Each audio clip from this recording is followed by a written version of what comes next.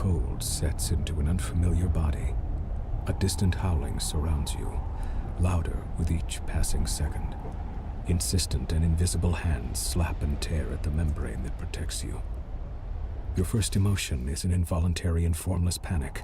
You feel you have forgotten something important, as if it once meant the world to you, but the details slip away as you grasp at them.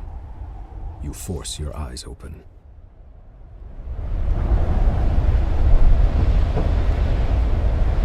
A white-pink fleshy cocoon surrounds you. Even as you look, a minor rent in its side tears open, and the howling wind forces its way inside. The cocoon rips away, gone before you can grab it, spinning you into a dizzying tumble. You are falling, the world many kilometers beneath you. You catch a glimpse of a curved horizon, and also the ground beneath you that is approaching deceptively quickly.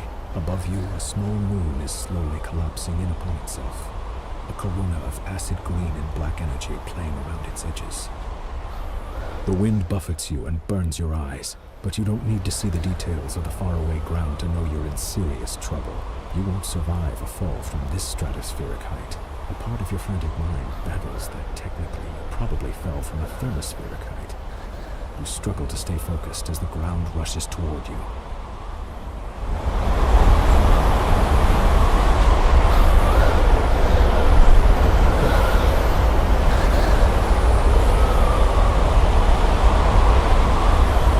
Instinctively, you spread your arms and legs, and they respond sluggishly.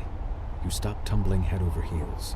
Though you are still spinning laterally, that motion has calmed as well, and you have space to assess your situation, and perhaps to understand the predicament and the body in which you find yourself. Below you, you see a large landmass. A massive ocean dominates the rest of the visible globe, dotted here and there with island chains. Small moons, unusual structures, and strange machines rush past you in glittering profusion as you plummet toward the ground. It's hazy.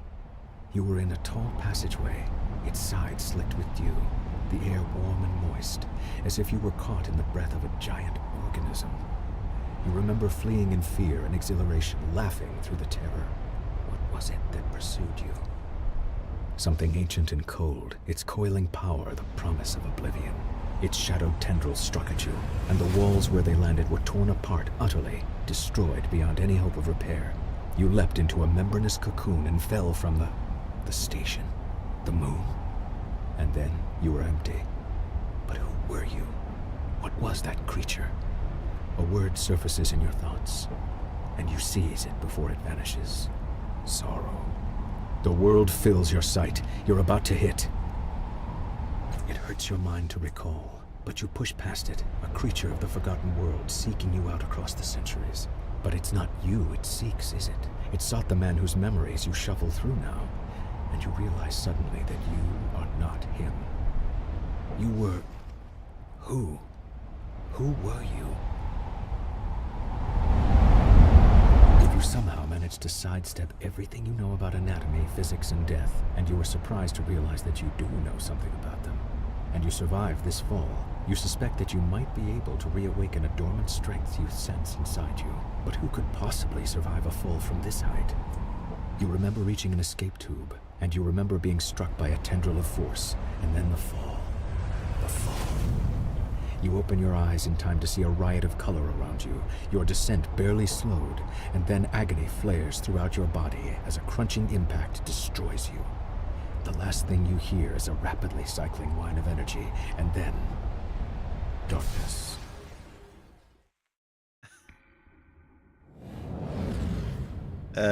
Test. Hello? Okay. What is Torment Tides of Numenera? It is the spiritual sequel to a well-known game, Torment, Planescape Torment. It's an RPG.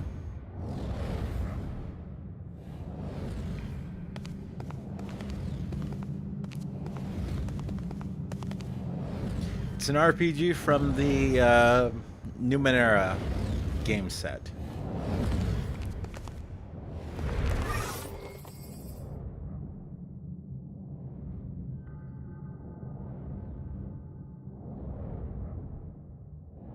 I know I asked.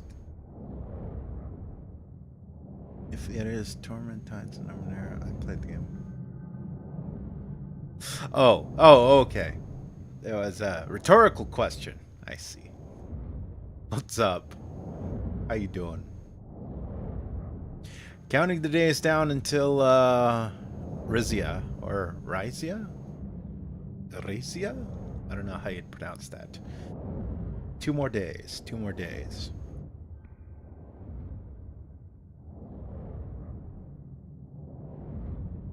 You are now replaying Suzerain. I had to fight the urge.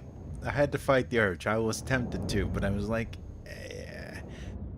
And then I checked my Steam games, and apparently it only took me about 5 to 6 hours to complete this game. So it's like, yeah, I could probably finish this on the weekend and then get back to Suzerain on Monday. Call me Madman Run.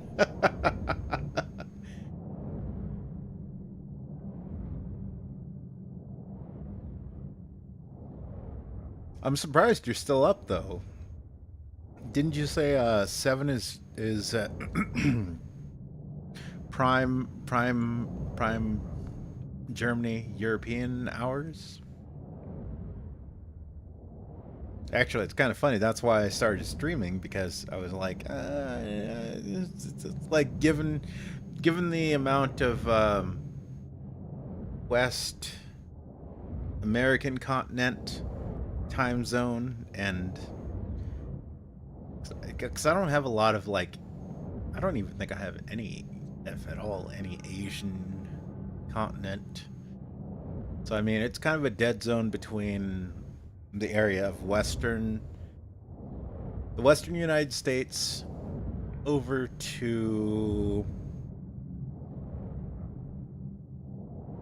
yeah, about the standard European nations. It's pretty much a dead zone, so I don't have to worry about a lot of people there.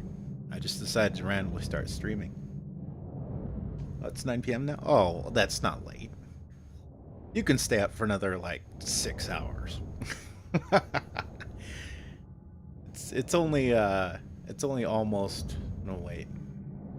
It's yeah, it's Saturday for you, right?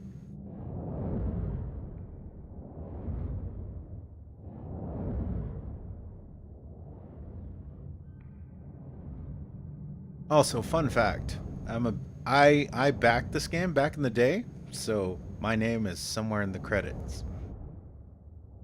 Somewhere in the credits.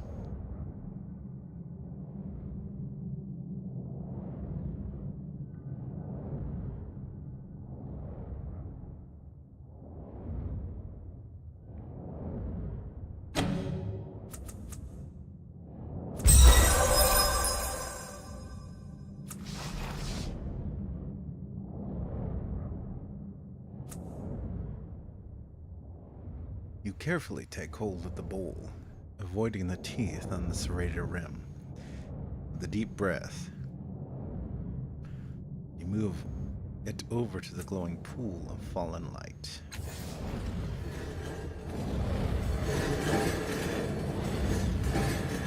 You backed Kingdom Come Deliverance. Ah, yeah, I have that one too. Not a bad game. I had fun with it. It's one of the ones that I kind of wish I'd spent more time on, but, you know. Bless up the devs. The dev team. Obviously, to be fair, some of it was probably braggadocio, just shitposting and whatnot, but them refusing to back down to a lot of the cancel crowd and maintaining their vision, very cool. Very cool.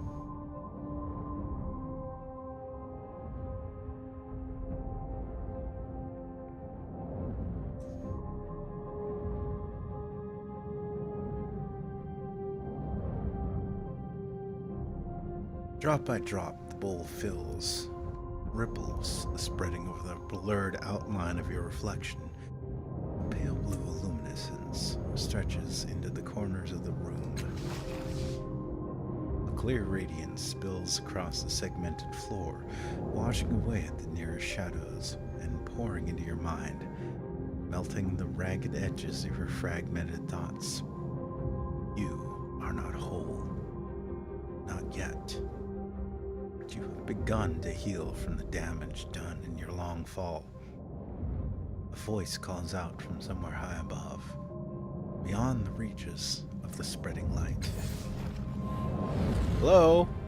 Are you still alive down there? We're up here. Build a path up to...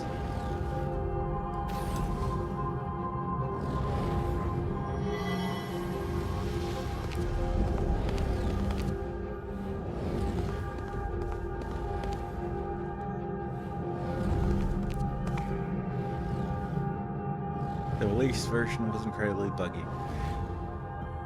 I think I played post-release, and it was fine. So yeah, I wouldn't even begin to imagine.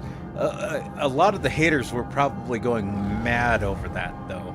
They were probably just frothing at the mouth and just like orgasming all over themselves about how bad it was. I can only imagine the comments and reviews on release day of Kingdom Come Deliverance. Oh my god, literally the worst game ever. This is what all the money was dumped into.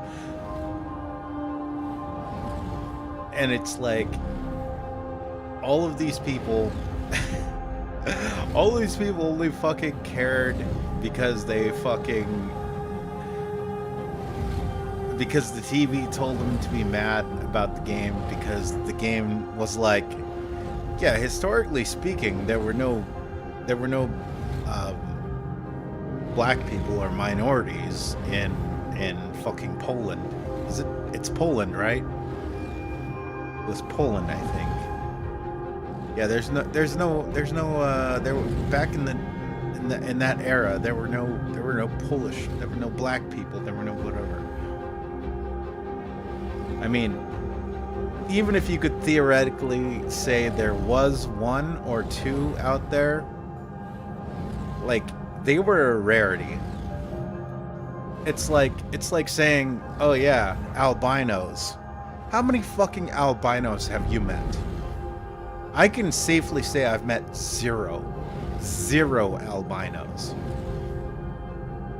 So to take offense, you know, if I made a game and there were no albinos in that game, and I didn't make an option to play as an albino or meet an albino NPC or something like that, and people got pissed off about it, but it was a game based around my entire life, I'd be like literally, I've never met, I mean, I'm not saying they don't exist, I'm saying that this is a game that is historically based around my entire life, and so, you know, when I was in school or something weird like that, I never talked to, I never met, I never whatever albino people. Not that I have a problem with it, it's just like literally that wasn't a thing. And then people are like, you know what, that's not cool, Squid, you're canceled because fucking albinos do exist. And I'm like, I'm not saying they don't exist. I am simply saying that in this story, which is about my own personal history, I never fucking met, interacted with, talked to, befriended, or was an albino person. That's it. I'm not making any statement beyond that. And then obviously our mob is just like, oh, hates albino people. Squid hates albino people. Kill him. Get him canceled.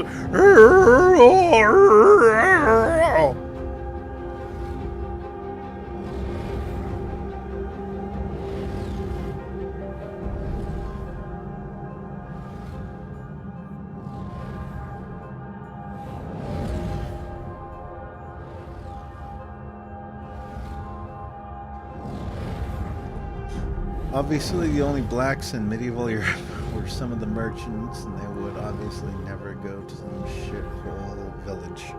Yes.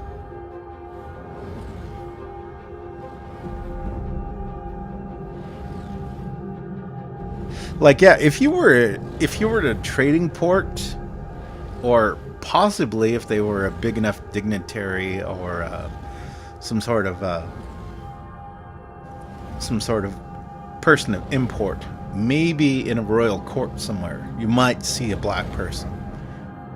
But unless you were royalty or a big name trader, you'd basically be a servant of those people. And yeah, you wouldn't be like, oh my god, a black person, ooh, my life is enriched by seeing that. It's like, more like, oh, yeah, it's one of those people. I better get back to work because otherwise fucking master's gonna have me put into the yard and fucking whipped until I'm bloody. Like, it's so weird. It's so weird how people... Anyway.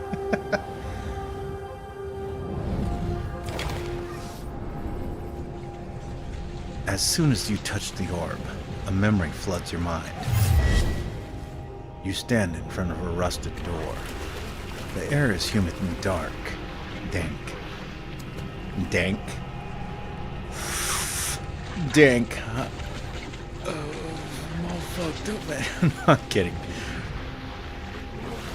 You've had moments of respite from the waterlogged hell, a bubble of stale air at your resting point. You've breathed water before, and you lived decades beneath the waves, but this body's an air breather, and the constant pressure has been crushing you ever so subtly. Worse, your companion's mind seems to be wandering from the task at hand. He's a genius with machines, as you well know, but now he seems distracted. The device in his hands is covered in knobs and wires and antennae. He believes he can get the two of you through the corroded door, but he's merely staring at it. Perhaps he's lost faith in his invention, but that is hardly your concern. This mission cannot be delayed. It must proceed.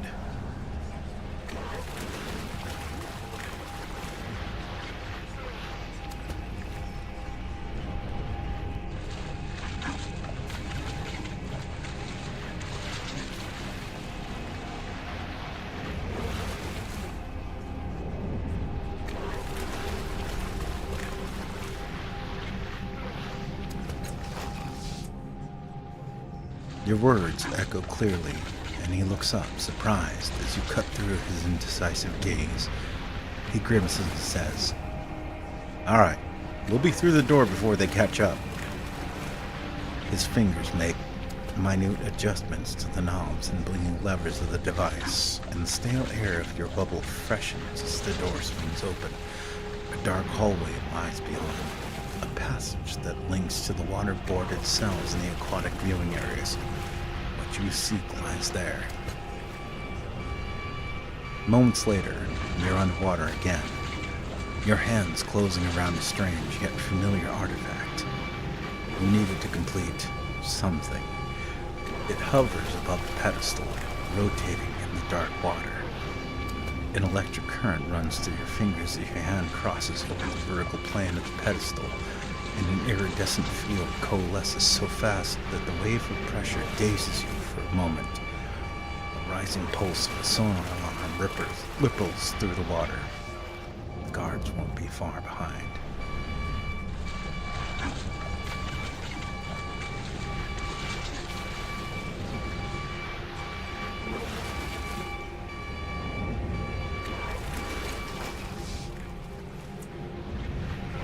You focus on the cloudy base of the pedestal. Your fingers instinctively find the control panel for the jeweled force field, almost as if you had built it in the first place. You remove it, casting it to the side. and you reach inside to deactivate the crystals that power both the pulse and the pedestal. As you remove them, a scaly hand falls on your shoulder. Your head whips around and you see only the inky blackness of a piscine eye. Memory begins to fade as if you were being drawn backward through a tunnel, and you hear more pylons rising from the pit. Something is wrong. The events within the orb have settled into that gap in your mind, but the edges of it are rough, as though the memory itself is not truly yours. There's something else. A gust of sour air pulling at you, like a predator inhaling the scent of its prey at the far end of a dark, whispering field.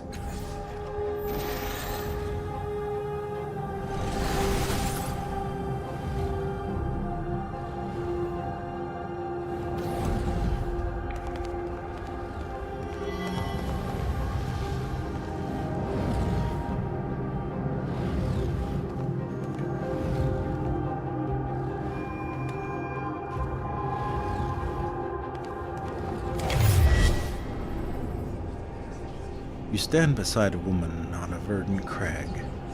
Beneath the two of you is a broad plateau, towering above the overgrowth far below. Strange machines have been built into the cliffside, presumably for reconnaissance or defense. A metallic disc gleams from the center of the plateau. Your self-aware humanoid machines drill into the base of the cliffs below. If you were looking for a sanctuary, and you were desperately, this seems like the right place. I don't know about this, the woman says, her voice flat, neutral, her face turned away from you. What makes this place any more secure than the other ones you've found?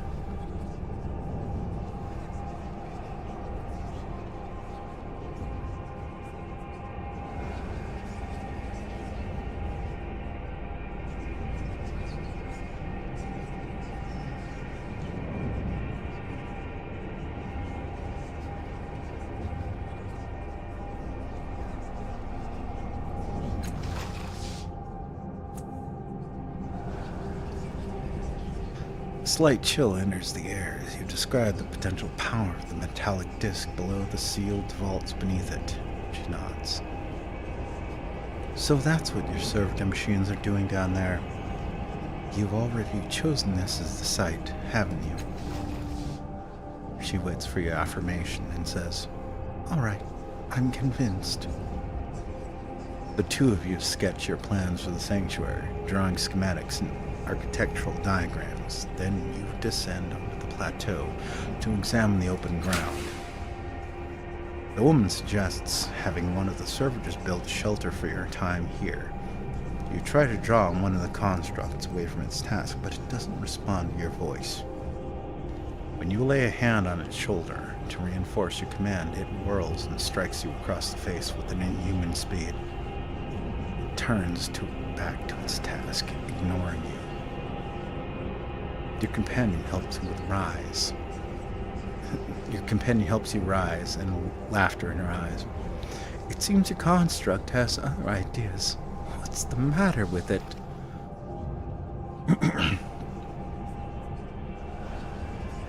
Use the Numenera integrated into the construct's body to overwhelming behavior.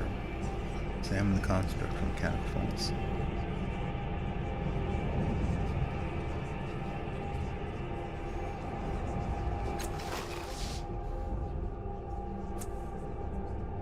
A mist falls onto the plateau as you wrap a fiber shielding mesh around the construct's skull. The mesh powers up, protecting the construct's mind from any transdimensional emissions that might be in the area. Taking a deep breath, you repeat your command. Acknowledged. It obediently trundles to the site of a new shelter.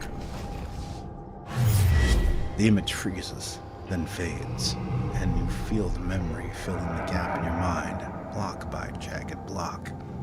You stagger, clutching your head. Reclaiming your memories hurts. And once more, there's something else. Hairs lift, one by one, on the back of your neck. Something beyond this room can sense what you're doing and is hunting you.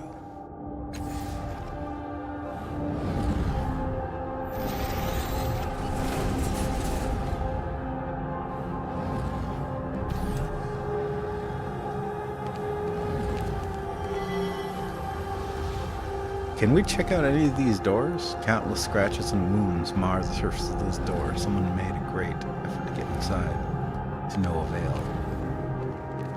No sign or symbol tells you what might be behind this enormous door. A dull chill irradiates from its bronze segmented surface, and this thick metal wheel seems to be frozen in place. Dio! Hello. Hello, Dio. The light around the door, what is it? Dims and you flares like a roaring fire in the high wind.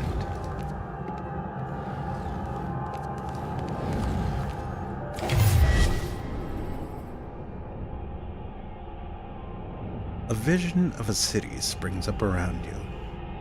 Your city, in flames and under attack. Her defenders have fought and died all day, and still the attackers keep coming. They fight as if your destruction were demanded of them. And they care nothing for mercy, surrender, or plunder.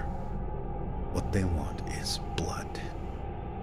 But you have brought a keen-eyed companion to the top of the tower. She has seen the way to stop the invaders. You need to get her to safety, and you need to rally your defenders. But even as you turn towards the door of the tower, two of the attackers descend from a hovering machine. You don't have time to strike at them before they land. One is brutishly large, his weapon a vibrating axe. The other is slim, sheathed in glassy armor, and holding a hilt with a sizzling, invisible blade. Your companion backs away. She's too young to help. Your enemies advance a single file, confined by the parapet.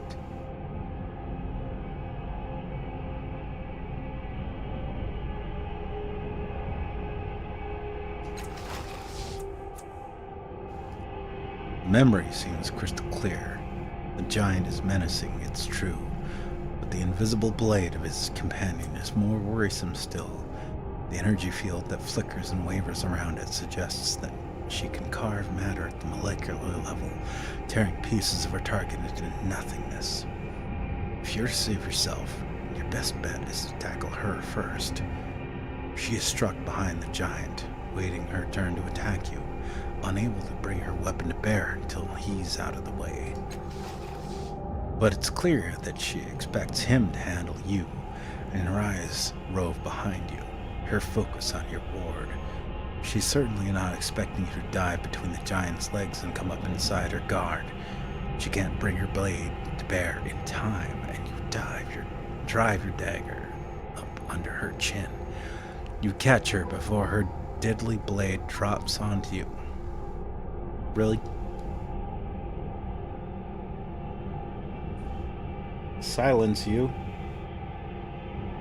When your hotel room is your bedroom, and your living room, Shut up. and your dining room.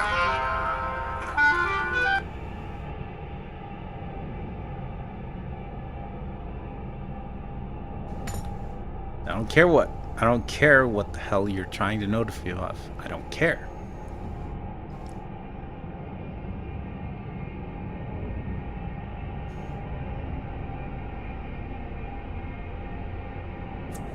Also, I hate advertisements so much.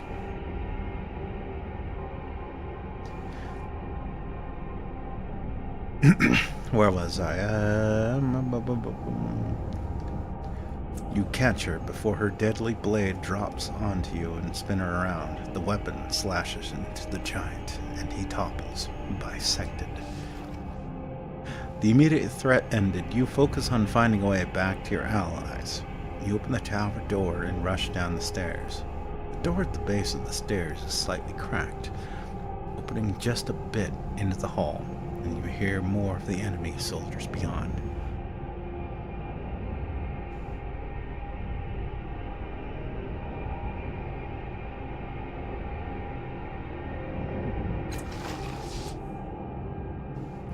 You press yourself against the gleaming door, easing it open, and your breath catches in your throat as it squeaks quietly, the sound like a bell in your memory. You pause, but the soldiers in the hall continue to talk. You push again, squeeze yourself through the narrow opening, and creep down the blood-stained hall.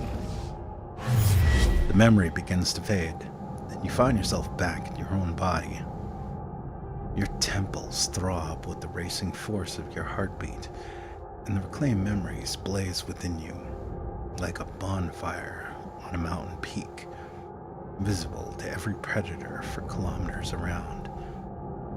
A tremor rocks the floor beneath you, as though a massive fist has struck the room itself. Swaying on your feet, you see frantic movement within the borders of a mirror at the edge of the room.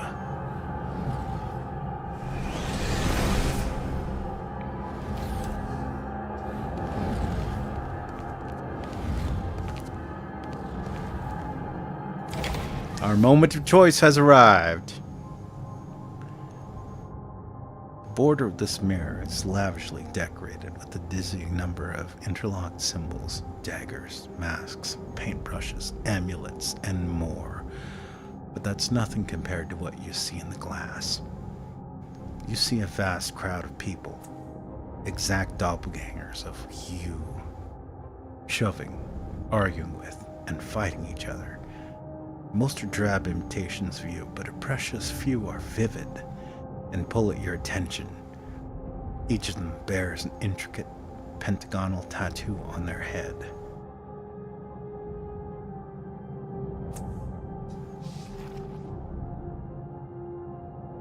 Remember, Squid, there is no right or wrong choices, only consequences. In their eyes, their actions, you see the memories you discovered within the orbs, and the choices you made shining like distant stars. Your hand twitches at your side, and though some of the bright doppelgangers ignore you, an even smaller number immediately turn to you, waiting for you to choose them and learn what you might become. A rumble shakes the room, and a slow vibration spreads from the darkness below, rippling towards the ceiling.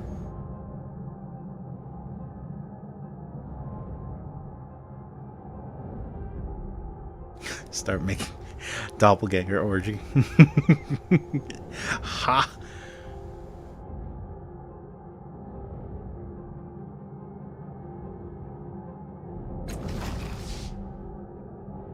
The doppelganger makes its way over to you.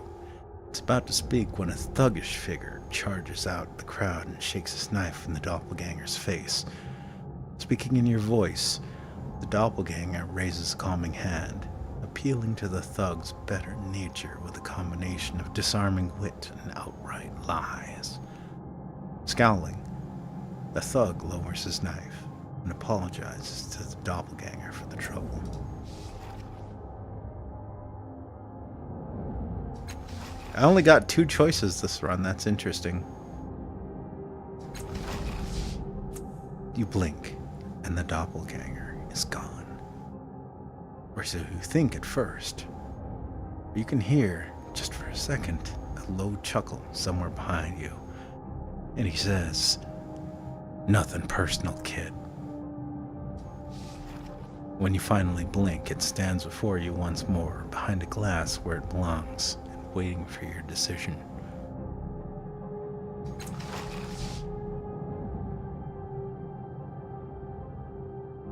Yeah, we'll be stealthy. Why not? Doppelbanger.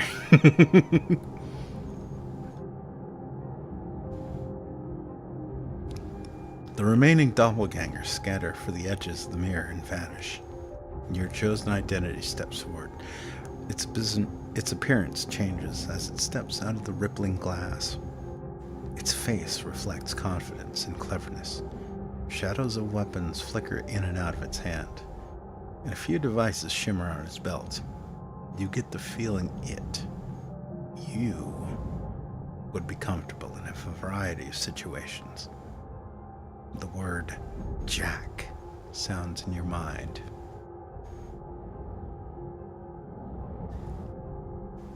Hip games? Hip games?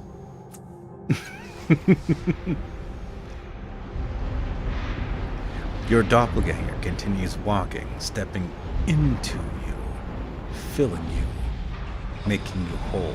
Lewd. Your decision rings out into the cavernous room, awakening and unlocking vast mechanisms behind the walls. Suddenly, a grotesque noise rings out through your shared worlds, like a bell if bells could rot. Something is coming.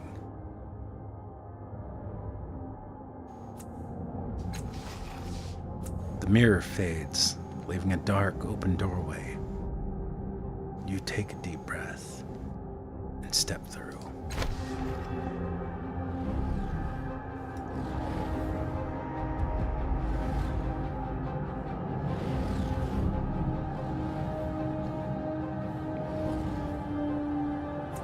I mean, at this point, you can kind of do whatever you want. This is kind of like what is it? The Vampire Masquerade Bloodlines intro, where you can kind of do your own thing, and at the end you can just choose something else. I always go with try and go with whatever I chose. So apparently I'm a stealthy Jack.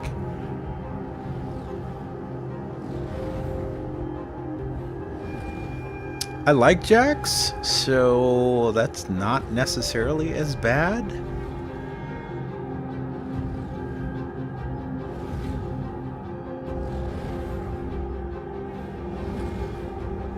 Not able to use heavy weapons, not able to run, no initiative.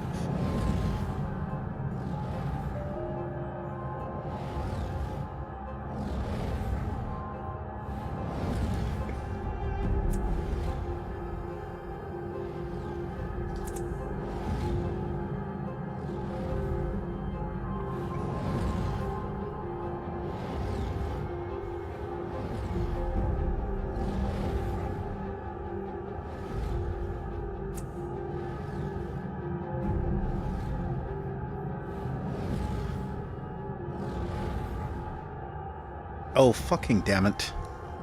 I forgot what time it is. Hang on, I gotta go fucking smash an alarm clock. Not in that way.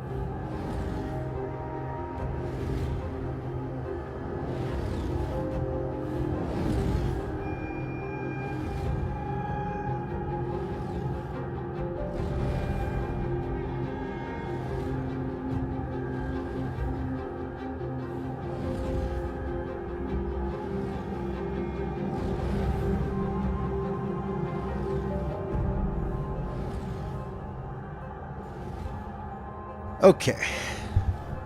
Alarm silenced. Let's get back to it.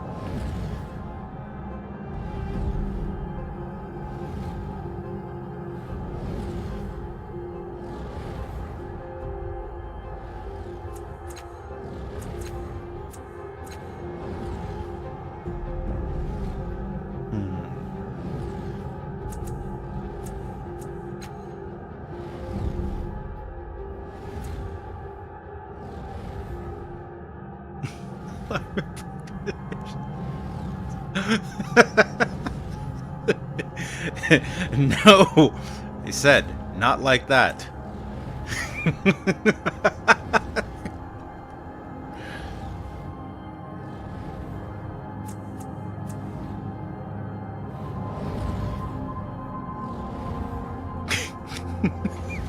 Automatically succeed on the next quick fingers or smashing task.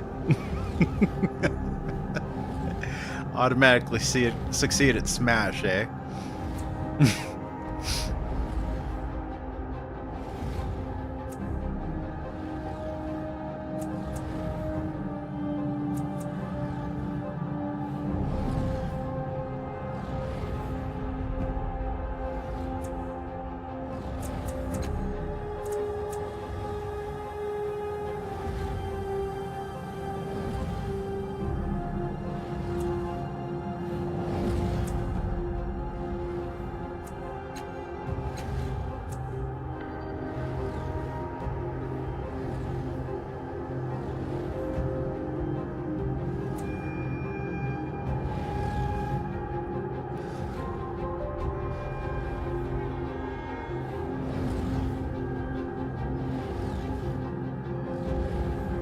Sure.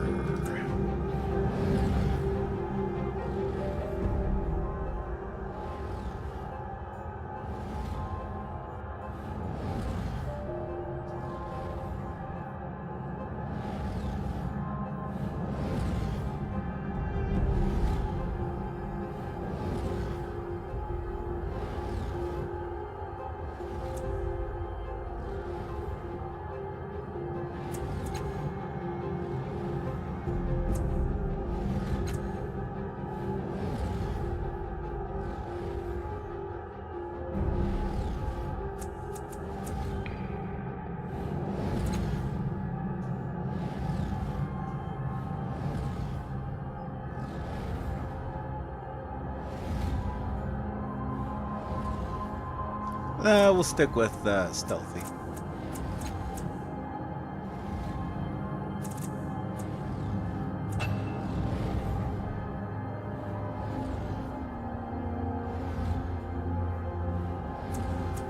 Yeah, we'll stick with it. Why not?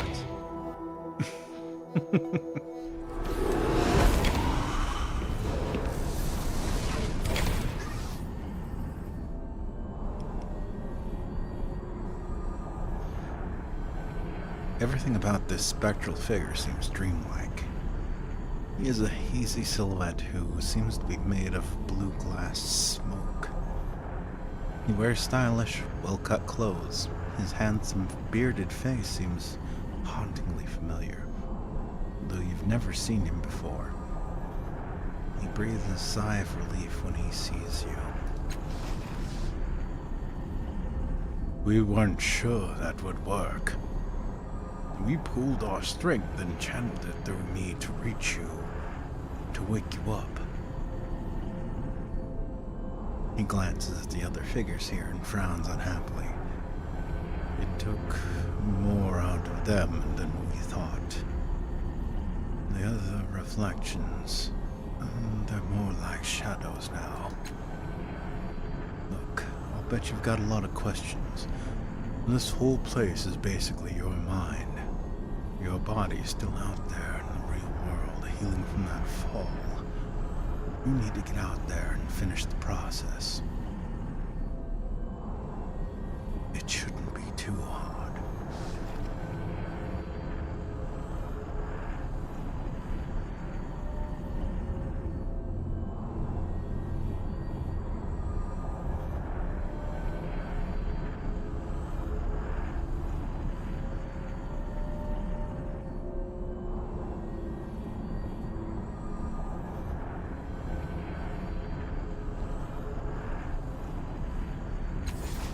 Before I met you, I felt like... it's acting up. There we go. Okay, there we go. Before I met you, I felt like something was hunting me. Do you know what it was? Close his eyes. That's a memory I don't want to recall. Large, black, furious. It's our death. It's the sorrow. He closes his eyes. I hope it's lost interest in you. If it finds us, we're done for.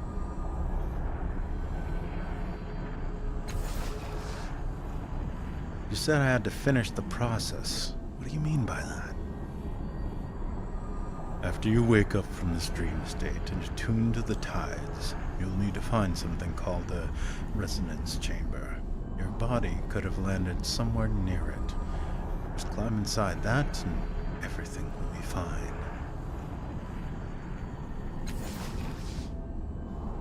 What do you mean? Tune the tides? Tides are like a force. Like gravity or magnetism or something. Except they respond to people's actions and perceptions. Your body, that is, your body in the real world, needs the tides to survive. It's not something you need to worry about. Your body will attune as it wakes up.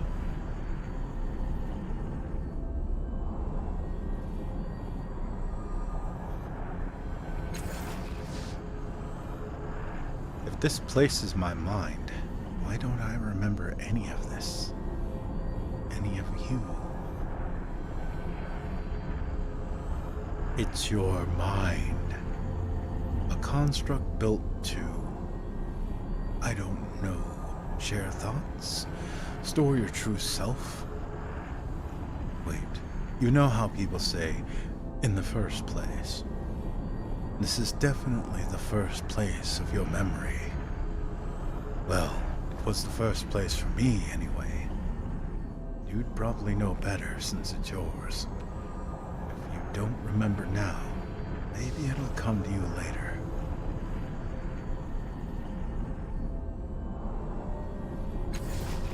Who are you?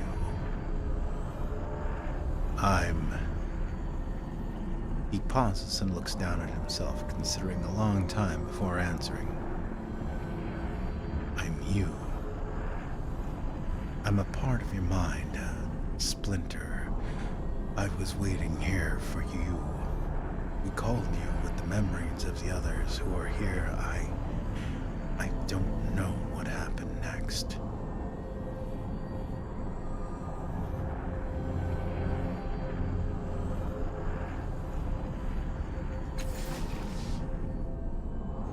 Who are those people? You called them reflections. That's what they are. As I said, it's your mind. You'll find reflections of people you knew, people you met in the real world, and with whom you shared some kind of psychic connection. I don't know how or why, it just happens.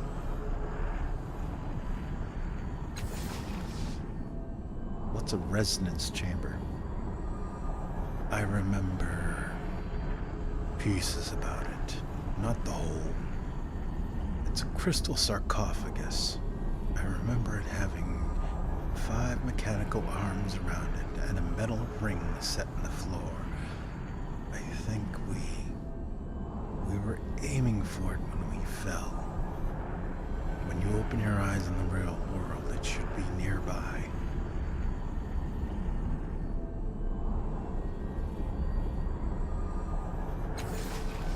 How do you know all this you're telling me?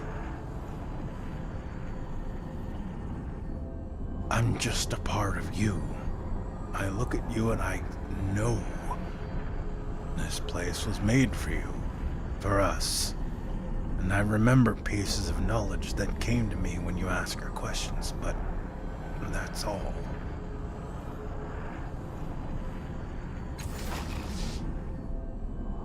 So how do I get back to the real world?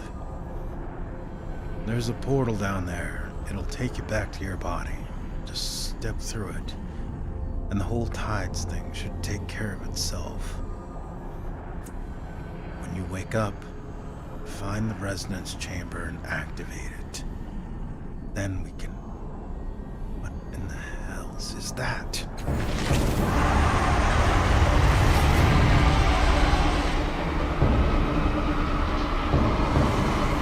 God, it's the sorrow!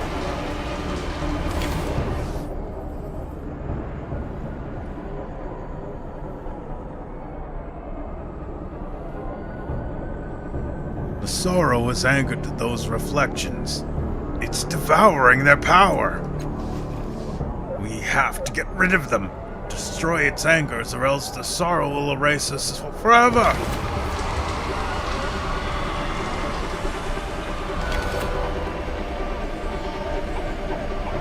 A reflection near you. Kill it. It'll loosen the sorrow's power.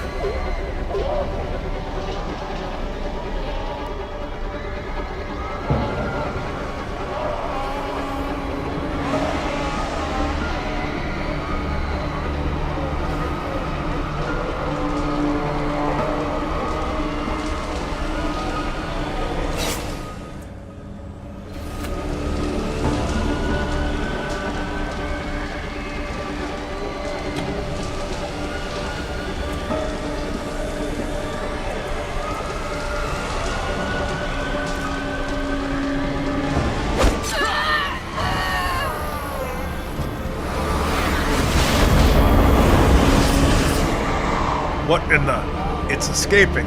It's going to hide inside your mind. Now run! Get to the next one.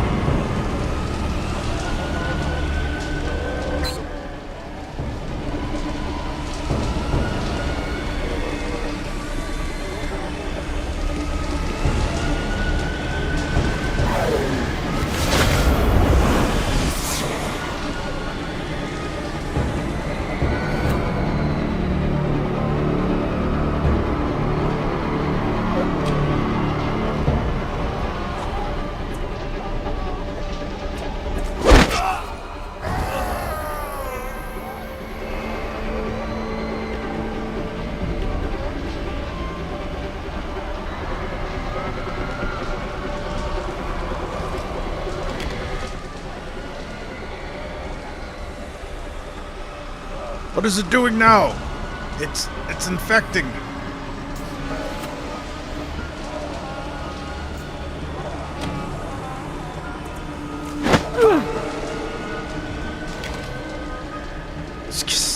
The reflection is protected somehow. You need to find a way to hit it even harder. Grab that piece of mirror glass. It might have enough residual energy to kill the reflection.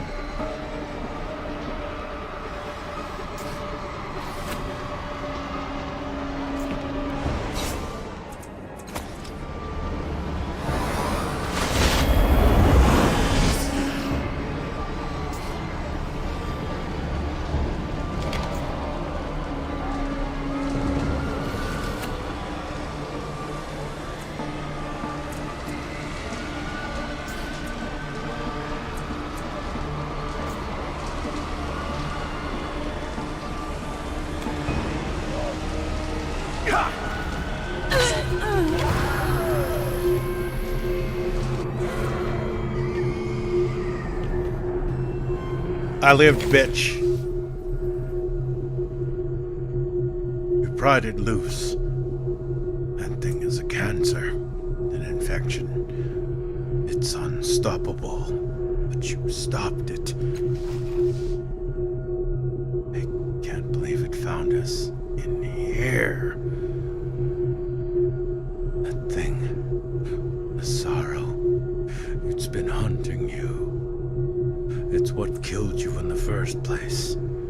It'll keep hunting you until you activate the resonance chamber. didn't remember until I saw it, but that's why the chamber is so important. You have to get back and activate the chamber before it's too late. The portal to your body is that shimmering dome there. Go now.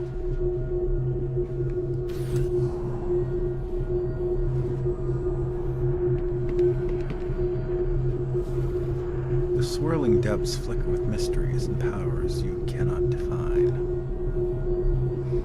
The sorrow shattered the mirror, leading back to the dark fathom. Glass shards hiss when you touch them.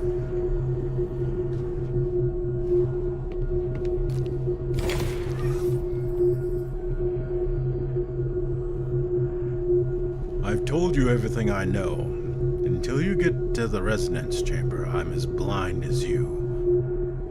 Just head through that portal, activate the chamber, and we're healed. It's as simple as that.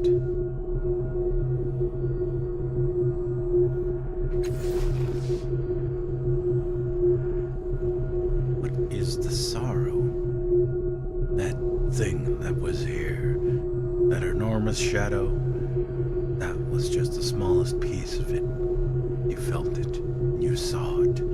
It's our death. I don't know anything more than that.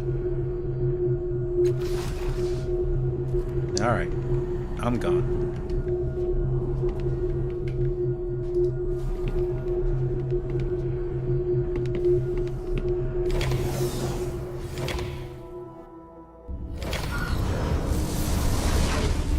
Where did he fall from? His body smashed to talc. It's a wonder he's still breathing. All I saw was the corona, not his origin point. But look, he's healing already. Spontaneous regeneration.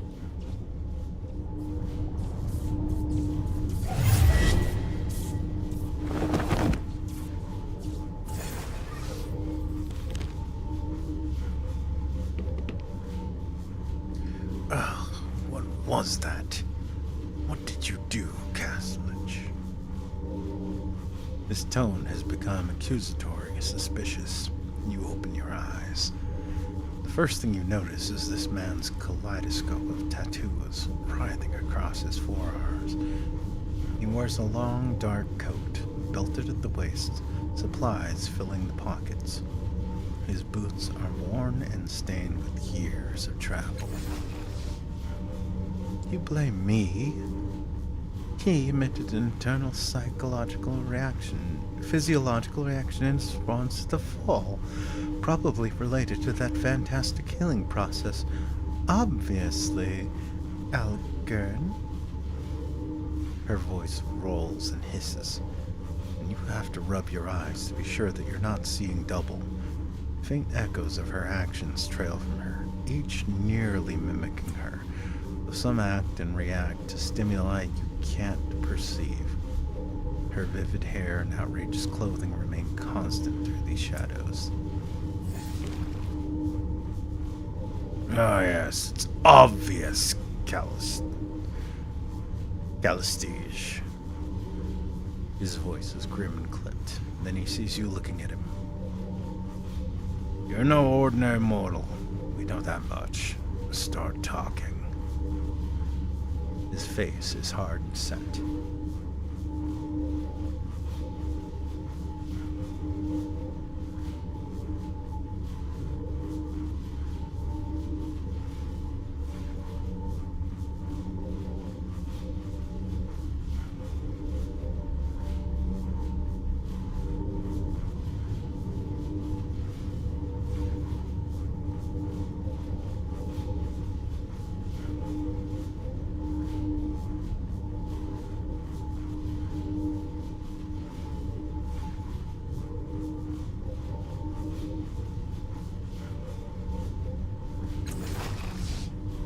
Where am I? How did I get here?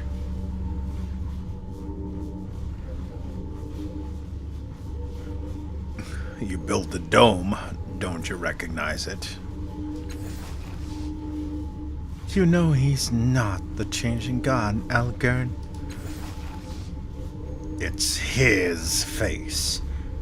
I've never seen any other people rebuild themselves like that. Only the changing god could have healed so quickly.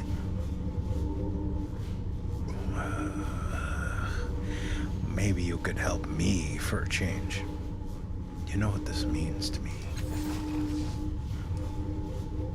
You're familiar with the word changing, Aligarn? It implies inconsistency. Thus, the changing god may well have changed. You'll have to forgive him. He believes you're someone he once knew, even though it's painfully obvious to anyone that you were newly born. I and my sisters am Callistige. This is Aligarn. We are explorers, knowledge seekers. That's how we came to be in this room. If I'm not mistaken, you are what we call a cast-off. The changing god created you, body and mind. Your sire used your body for a time, then abandoned it for reasons of his own, when his mind departed for a new experience. You were born in his cast-off shell.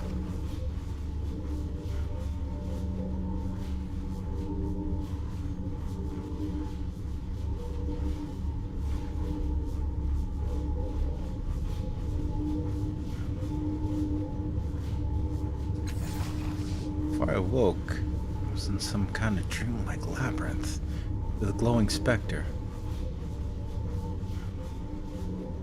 With how hard you hit the ground, I'm surprised that's all you saw.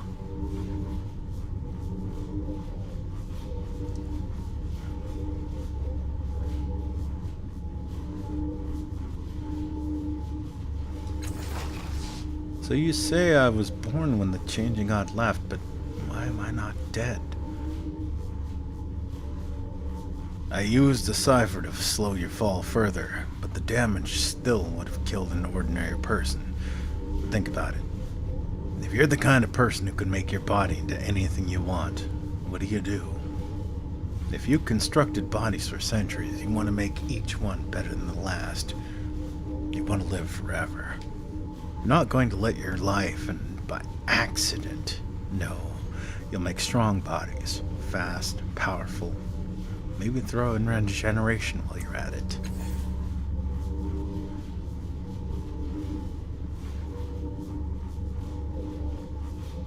The changing god has always been vain. He rarely stays long in a shell that doesn't suit his self-image. Perhaps the changing god fled because he didn't want to wear those scars of yours.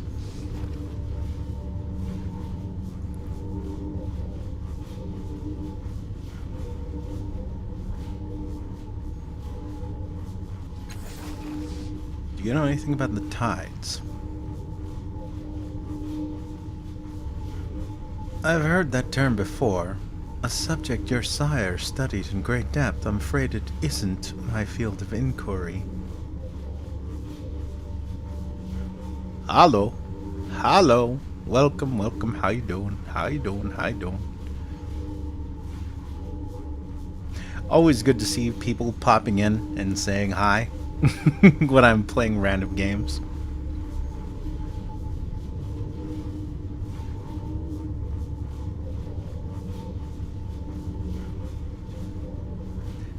You know what?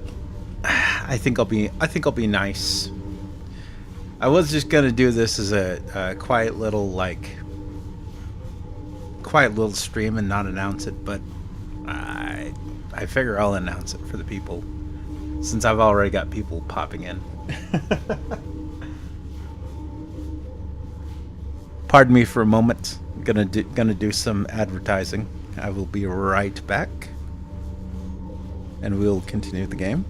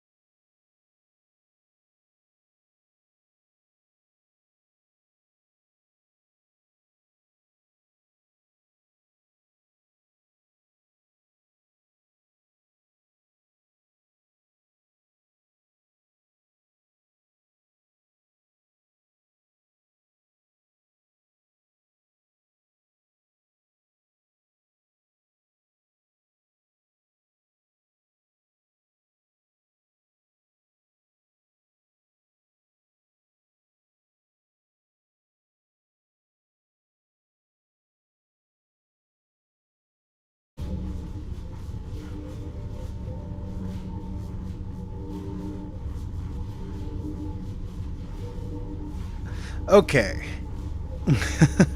and yep. And we are back. Yeah, I didn't intend to advertise or make it a thing, but I guess since people are showing up, I feel it would be unfair to other people to not have the chance to join in. It's kind of weird for me because I'm on the west coast of the United States, and I've got people that are all over the place globally.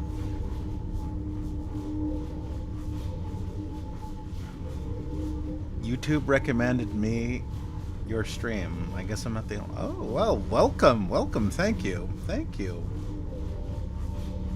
Ever played TF2? Yes, I did. Hello. Whoa, hello. Hello, everybody. Wow. Okay. Hi. Hello. Welcome, everybody.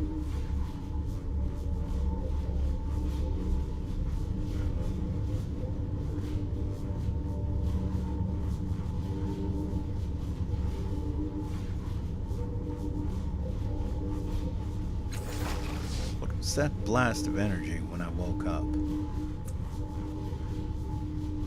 As I was telling my colleague, it was obviously a physiological reaction of some kind. I never witnessed the birth of a cast-off, but yes, it could very well have been caused by your nascent consciousness. Don't worry, I don't believe it caused any real harm. Not to me, at least. Really. You've never been more abrasive than ever since we came in here.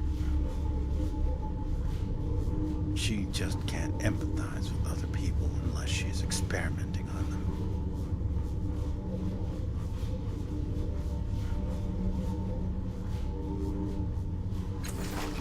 Are you sure that surge didn't hurt you? If it did, it was damaging our minds. Though how'd you check if it carked her?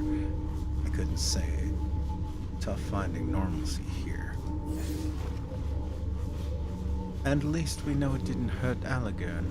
That skull's as thick as organic stone.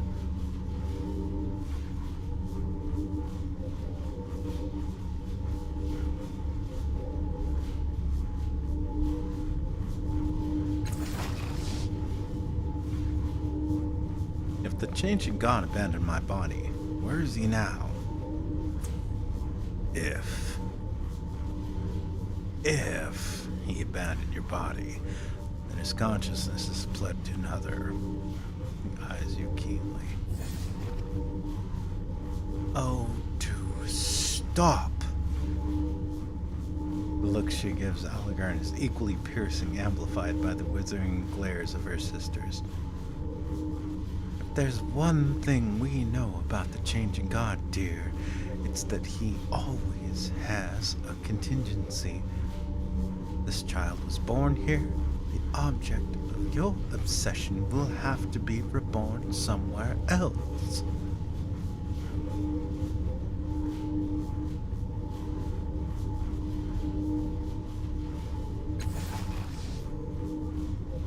I want to ask about something else.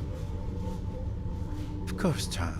You must be so disoriented.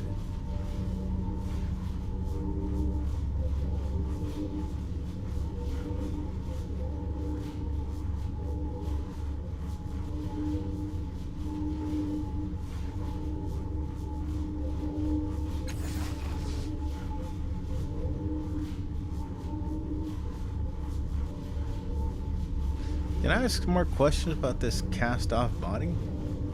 How can you be so sure this body's a cast-off? You mean aside from your miraculous reformation? For one thing, there's your tattoo. All cast-offs have one, though its purpose is beyond me. And then, of course, there's your delicious naivete. He could be faking it. You don't live hundreds of years without learning to lie convincingly. Oh, what do you think? Are you new newborn child, or you a powerful immortal whom death has robbed of his memories? Fine. What do you think?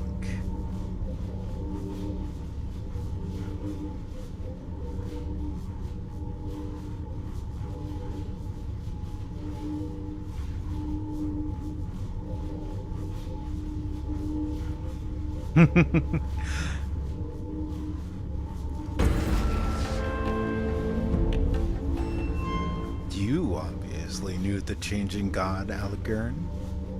What do you think? Am I him? That is just the kind of question he would ask. I admit, you carry yourself differently. The changing god knew I had a glint of knowing everything about our world and the worlds before it. Your personality, that's very much the same. You could be him. I hope not, for your sake. You would have a lot to answer for from a lot of people. And what are you basing that conclusion on, Aligern? Your feelings? He looks away in his little. God, you're so rancid sometimes, Calistache.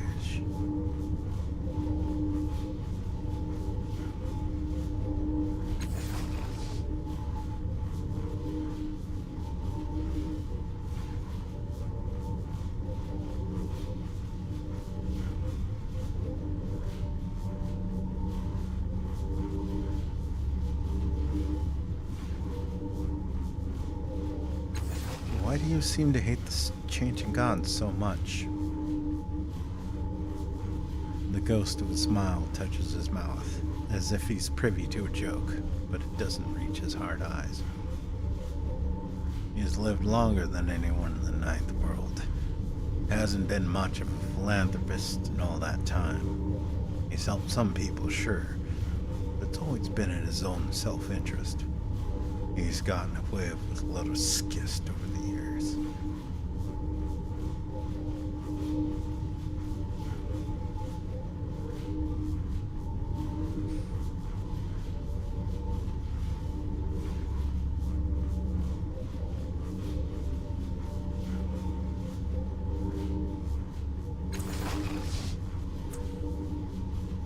Who is the changing god? That's something coming from you. The changing god is your sire, dear. He discovered a path to immortality long ago, a means to transfer his self to a new body of his own creation.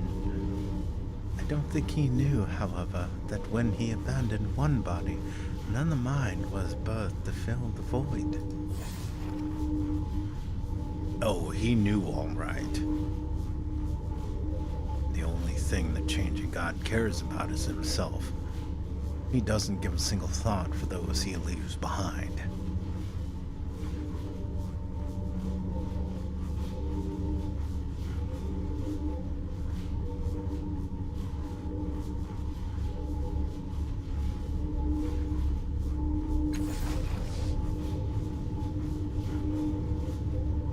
Where are we? What is this place? A sanctum of your sires. The common belief is that he has several such places throughout the Ninth World, possibly other worlds as well. We were only just able to gain our entry to this one because of your grand entrance.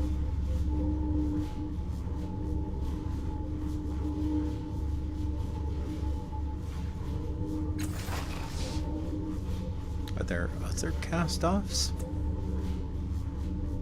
Dozens, hundreds, who can say? Your sire has been doing this for several centuries. Though if all of them were born the way you claim to have been, it's a wonder any of them survive.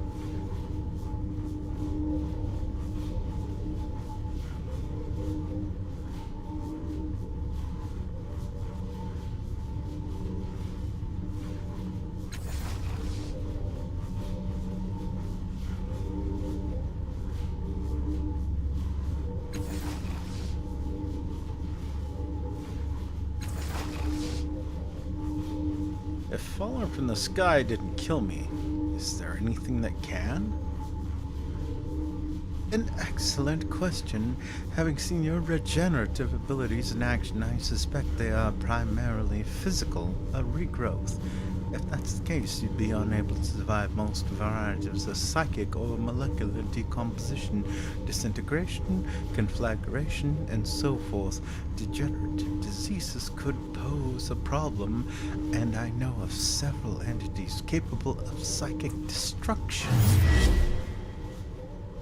As she speaks, a vision flashes into your mind. It's not yours, exactly. Somehow, you know this is a memory of the changing gods.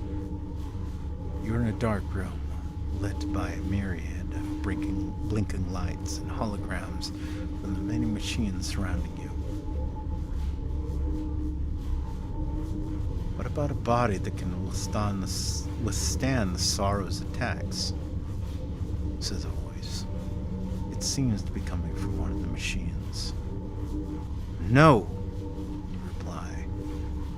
The thing has no respect for barriers of any kind, physical, temporal, psychic. This is the only way.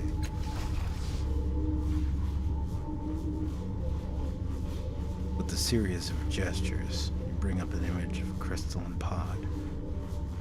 If the resonance chamber works, it will give us the power to stop the sorrow's hunt once and for all. We just need the right focal point, a catalyst. Memory fades. Callistage is still talking. You realize that the device you saw in the memory is identical to the one behind you now. It looks like the Spectre had described it. A transparent sarcophagus inside a crystalline dome, with mechanical arms arrayed around it on a metal ring. Unfortunately, the dome is shattered. The sarcophagus is cracked, and one of the arms is in pieces on the floor. Whatever its function, it clearly needs repair.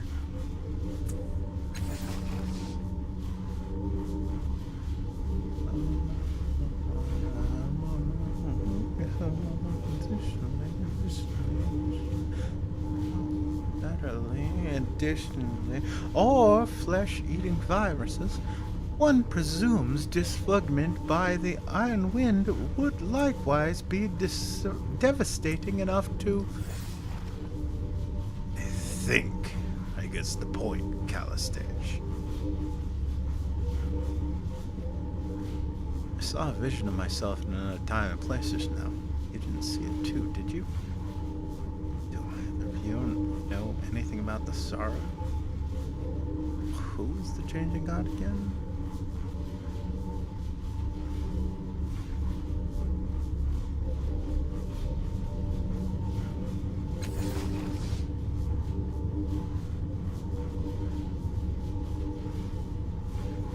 I saw you.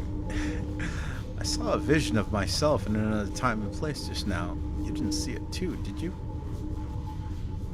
I saw you stare into space while Callistage graphically described all the ways you could die. That's about it. I only noticed because I did the same thing.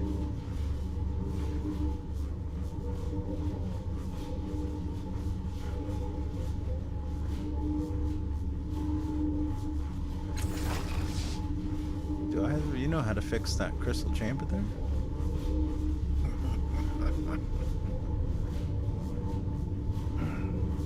Not likely. No, it might not be impossible. You need people with appropriate knowledge. I'm not sure the cult of the Changing God will hold the answer. Her distaste is evident in the expression of her echoes, although the face of the one in the lead remains carefully impassive. You turn to the insane help of a newborn. Where's your judgment, Allegan? I would take him to the Order of Truth. The Order of Truth? You mad? They would sooner take us apart.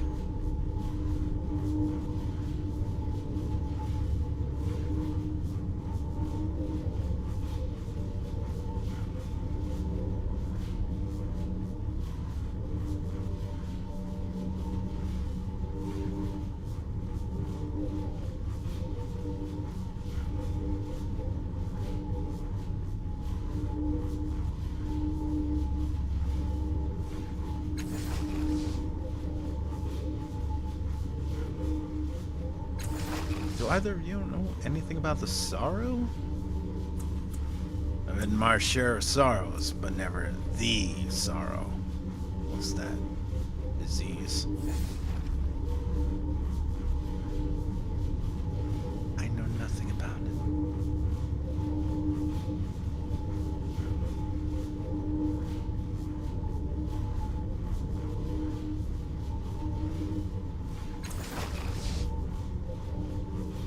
Hold on. I'll come with you. Wouldn't want you getting lost, would we?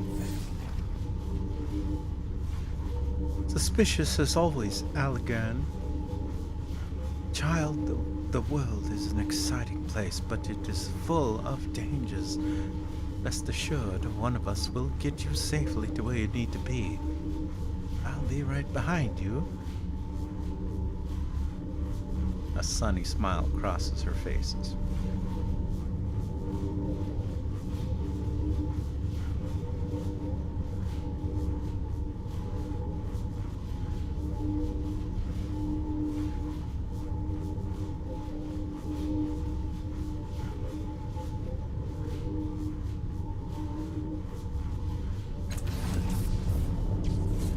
Yes, child.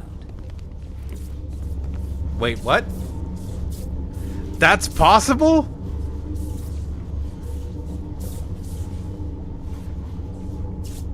Oh shit, that's possible.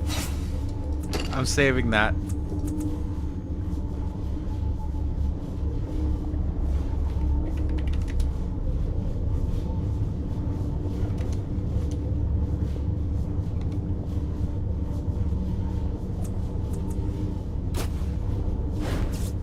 I assumed it would be, but I never actually did it. My first playthrough, I think I got them both pissed off at each other, and they made me choose, and then I chose Allegan. Yeah, that's what was that? Int or a charisma check that made him reconcile. They apparently don't hate each other now. I chose correctly.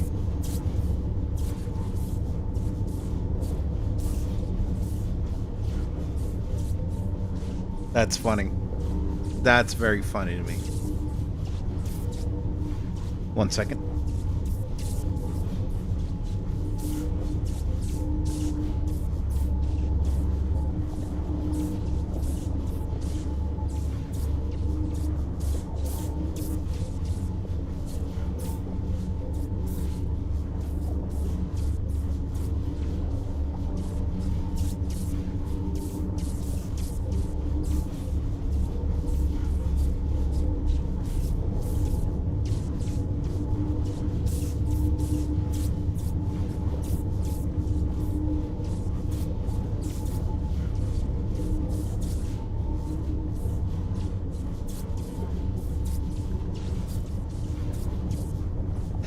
What was your favorite game of 2023?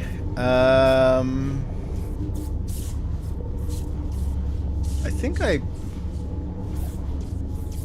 post-alarm clarity helps you make the right choices.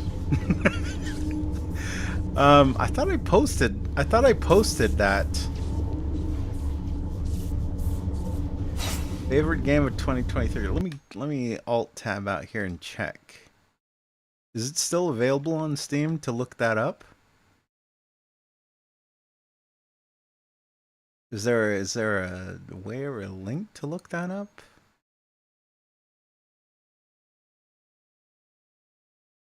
Let's see.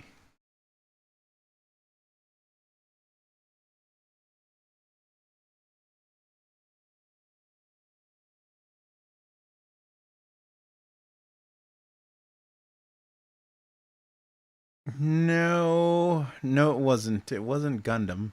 You'd think it was Gundam, but it wouldn't be. It wasn't. Not finding it.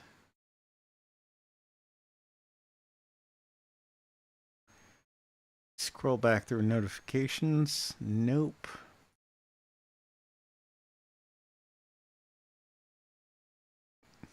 Nope.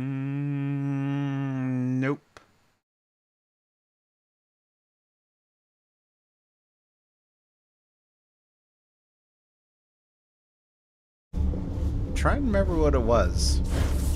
It wasn't Gunham though. Doing it now.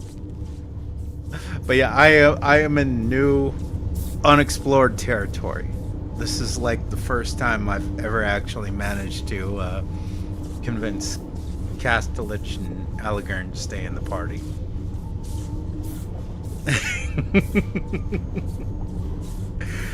Oh. Let's go. Let's go. Let's do it. Naturally.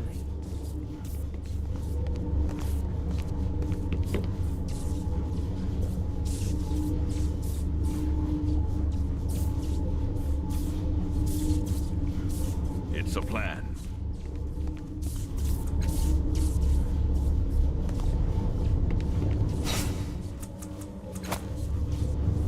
Yes.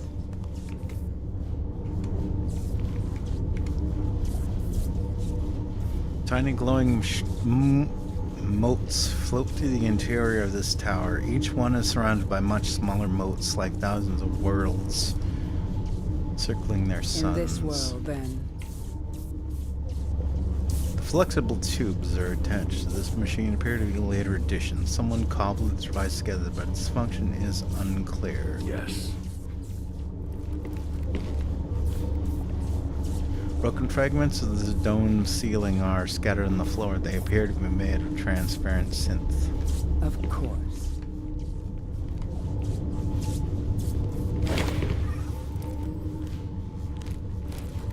A mechanical arm lies on the floor, presumably broken during your fall.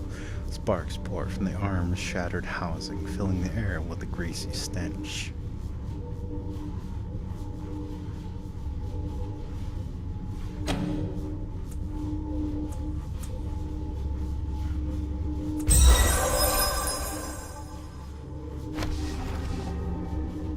Taking care to avoid the sparks, you extract several handfuls of shiny trinkets and coin-like objects.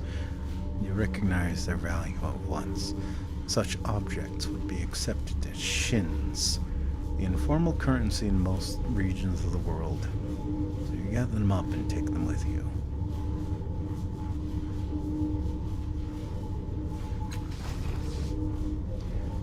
The sharply pointed apparatus that formerly topped the device appears burnt out and useless, but the equipment in the base remains at least somewhat operational, as the constant stream of sizzling motes can attest. In this world, then.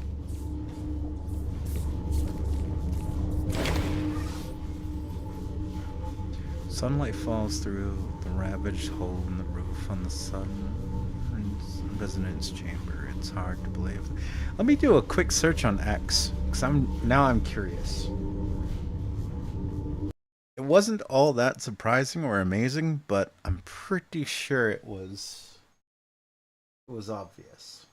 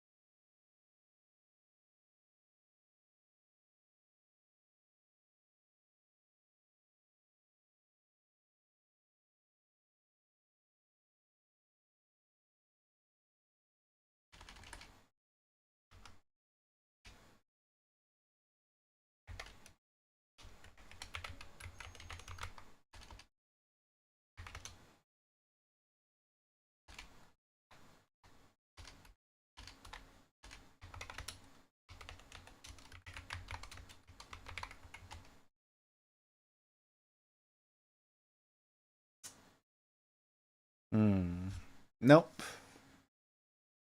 Cannot find it.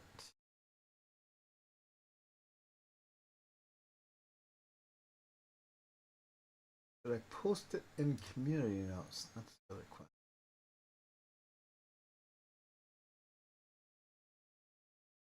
I think I posted it on the SquidCoyote actually. So You'd have to go look. You'd have to go check the squid court.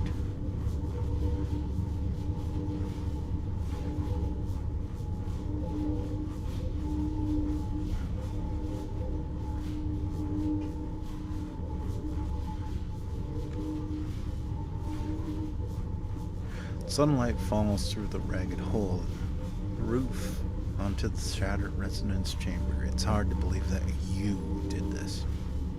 You plummeted through the curve of the pale blue sky, crashed through the dome, and broke this delicate machine with your own body. It's hard to believe that you were still alive. 4 mechanical arms hang over the center of the device. Above the cracked, semi-transparent crystal is the sarcophagus. The 5th arm lies broken on the floor among the scattered synth and crystal shards, and a metal ring surrounds the array, dented and broken by your impact crater.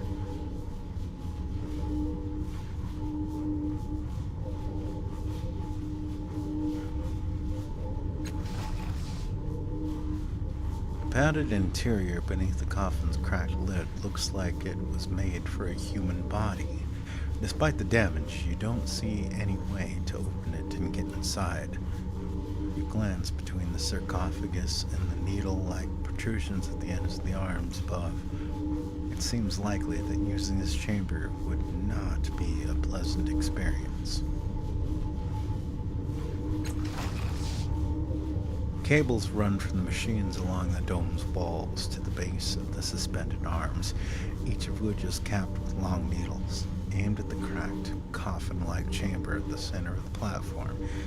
Gem-like lights flicker dimly at the bases of the arms. A memory steals over you, and it isn't yours. Sunlight falls through the unbroken dome, casting short, angular shadows beyond servitors laboring to construct the device, and you and your assistants have designed. Their efficiency is perfect. After all, you designed them as well. The components are nearly in place. A ring for bounding, a platform for focusing, and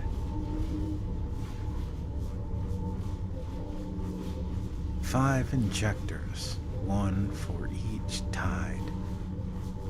It is a moment before you realize the memory has faded and you've spoken aloud.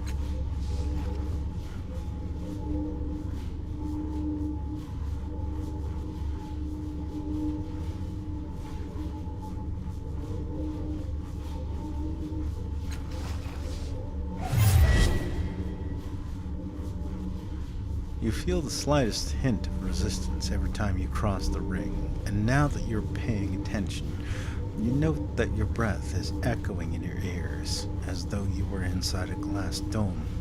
When you step outside the ring, the feeling passes.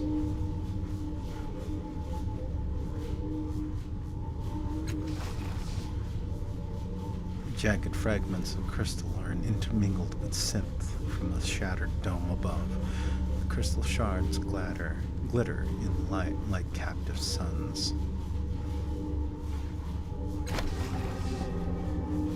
At the rim of the crater, you find a sliver of crystal, sharp as a dagger on one end and smooth on the other. It might make a usable, if somewhat crude, weapon.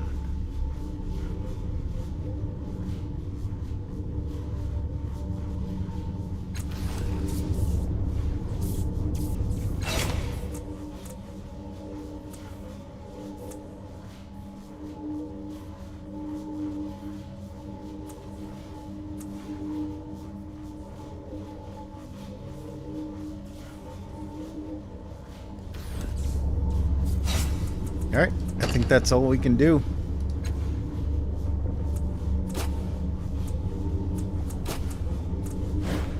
Fine. Hanging out with these two. I knew it was possible. I just never got around to actually doing it after completing the main game. Having these two, though.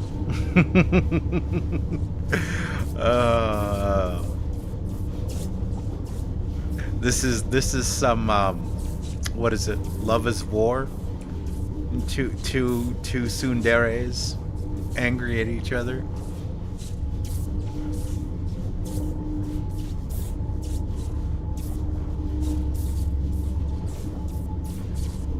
Oh wait, no. Oh shit, no. It's after I leave the room. Oh fuck. I might have celebrated too early. So I think it's after. No. Okay, let's see. Nope. See, I haven't played this game in long enough that I'm forgetting this part. It's gonna be, yeah. It's gonna be hard. I don't want to do it. I don't want to do it. I know what's about to happen if this is correct. I'm using my amnesis to remember. Well, let's get it over with. I don't think there's anything else I can do here. The game ain't gonna complete itself.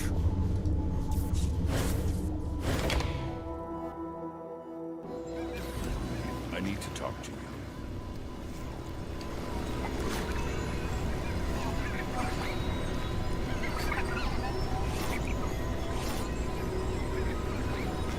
Oh yeah. Here we go then.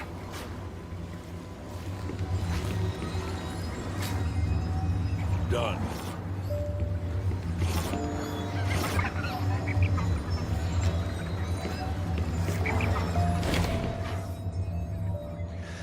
Tangled clusters of metallic tendrils grows from the depths of the nearby water. Strangely, they resemble clawed alien hands, most of which have 7 or 8 fingers.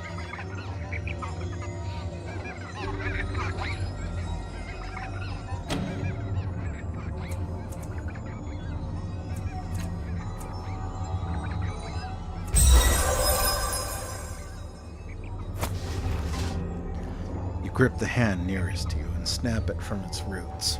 Stepping back, you give a couple of experimental swings. Good balance. Might be a decent weapon.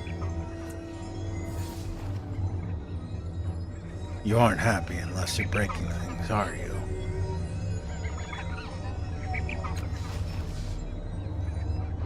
The hands sway softly, but their movements are difficult to follow. Watching them for too long makes you feel nauseous. Far from the hands themselves, you don't notice anything of interest in the cluster.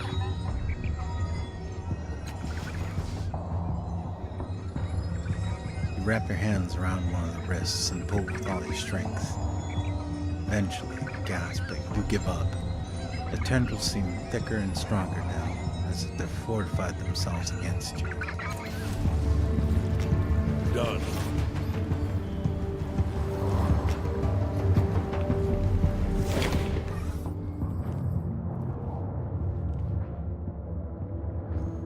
A matte black obelisk floats in midair above the water. It has sharp, curved sides that converge to a glowing tip that brightens or dims with the passing of the bay's faint breezes.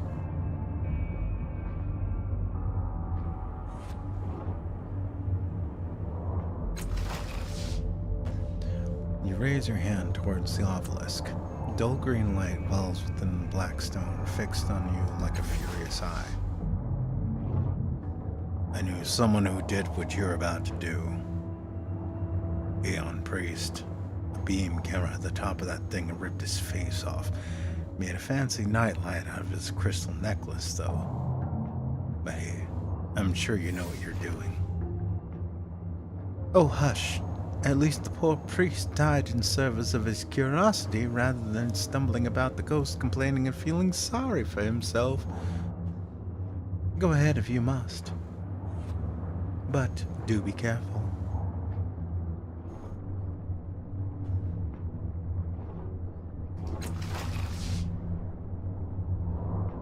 Carefully, you level the shard at the obelisk, and a superheated beam lances from the tip of the structure into the crystal, sending vibrations up your arm and suffusing the shard with a warm green glow.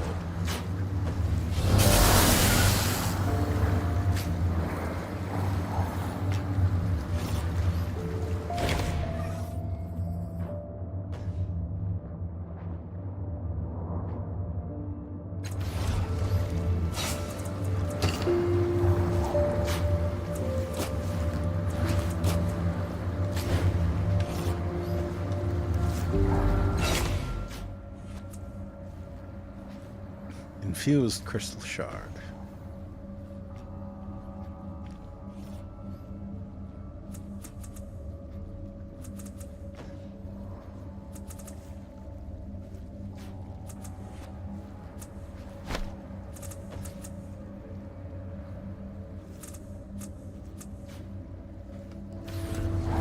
Can I have it do that to the hand?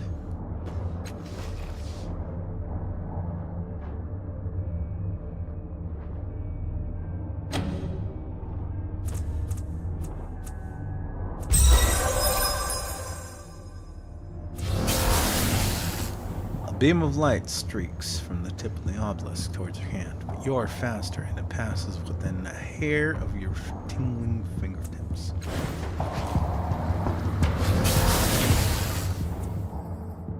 As you watch the obelisk for any further signs of danger, the glow fades. Elegant lets out a low, appreciative whistle.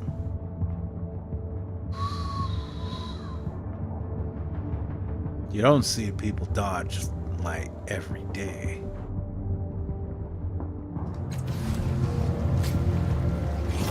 Yes.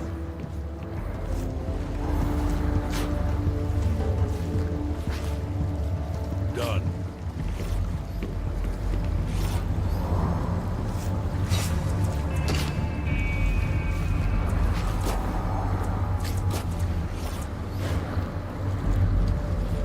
This is the Reef of Fallen Worlds, kid.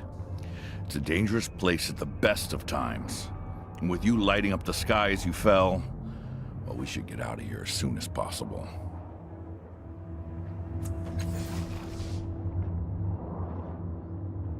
Why were you looking at me when you said that? I wasn't.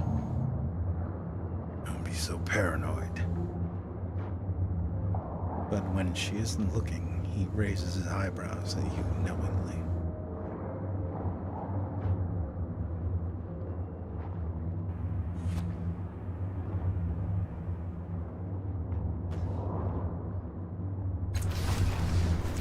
Yes.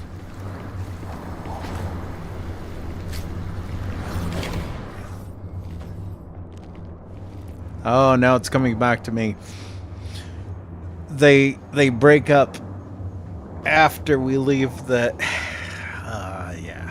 Okay. Two floating cones whirl and spin deliriously around each other, giggling like children being tickled. The air around them smells of sweet, burning leaves.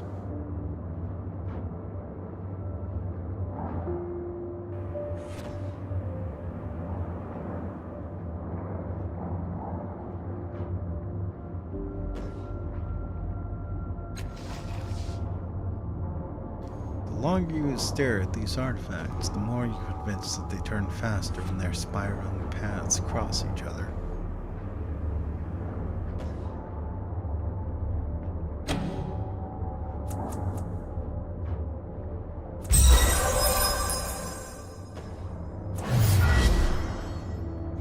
You manage to graze one of them with the tip of your finger. Rorn, voice says, and your vision is stolen from you. The moon hangs over you, but it is not the one you recognize. It's black, and in a pearl white sky, thick flat asteroids orbit it like petals in the wind. You feel questing tendrils at your ankle. The hot wind on your face smells of scorched hair and grief. Your vision returns.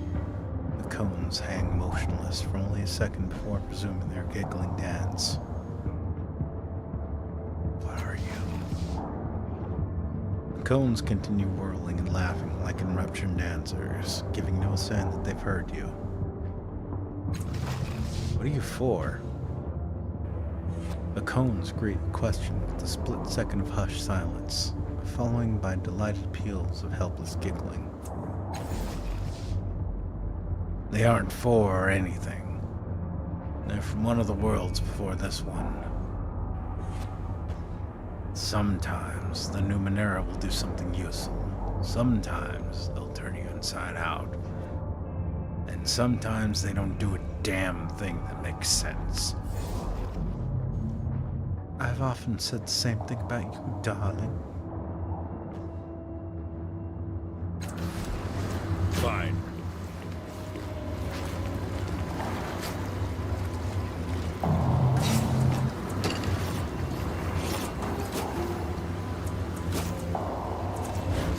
It is done.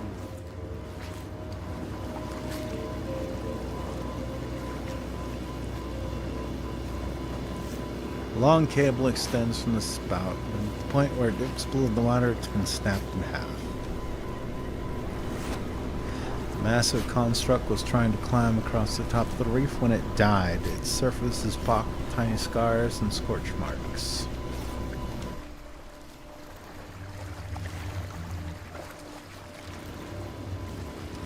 The water is clear, almost unnaturally so, revealing ruins upon ruins as far as you can see.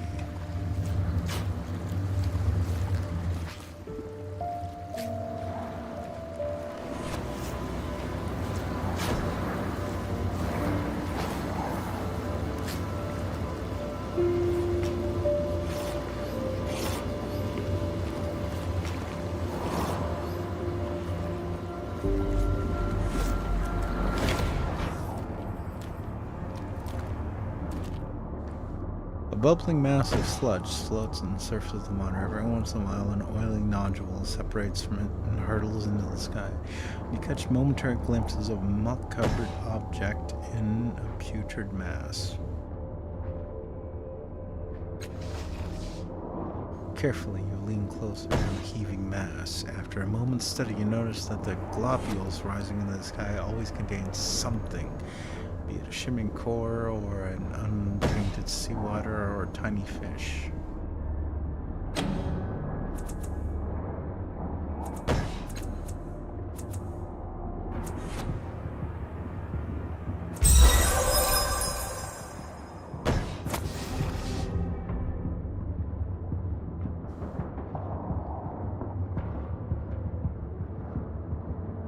The next time sunlight strikes the object's streaked surface, you're ready. You snatch it from the oily mass and clean it as best you can. I'm not sure whether that awful muck is harmless or you immensely clever. But luckily, either way, do go poke on things, dear. It's quite entertaining. You spot no other mysterious objects in the bubbling mass. Minutes tick past as you patiently wait beside the mass's sludge. Nothing surfaces.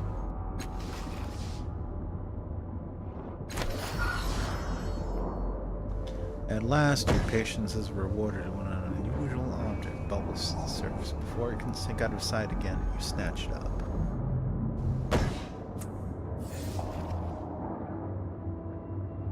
You found a veritable filth-stained trove. Well done, dear.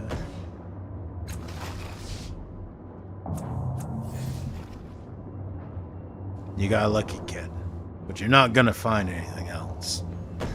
If it were that easy, you'd have scavengers camped here 28 hours a day.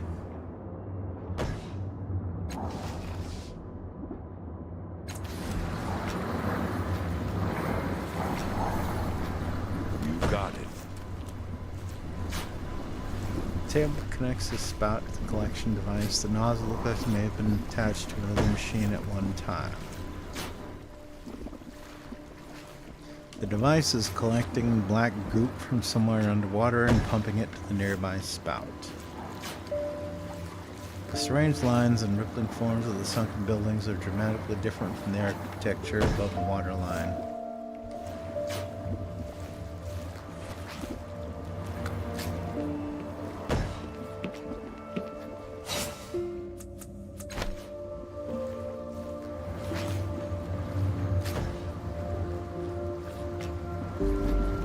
On my way.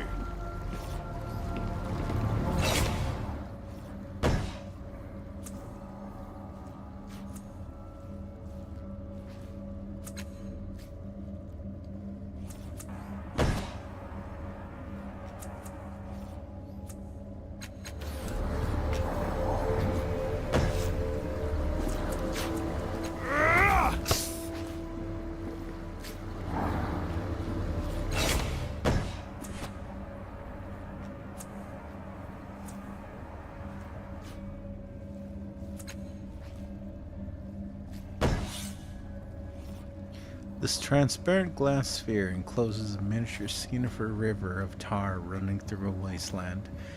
It also contains a mystical blue liquid, which seems like it would mix with the tar if the globe were shaken. You notice ancient, indecipherable writing around the outer base.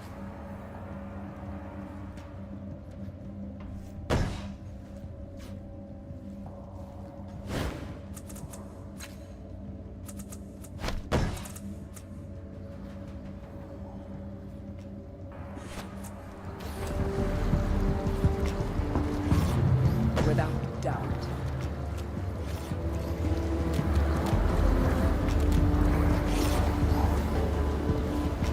All right.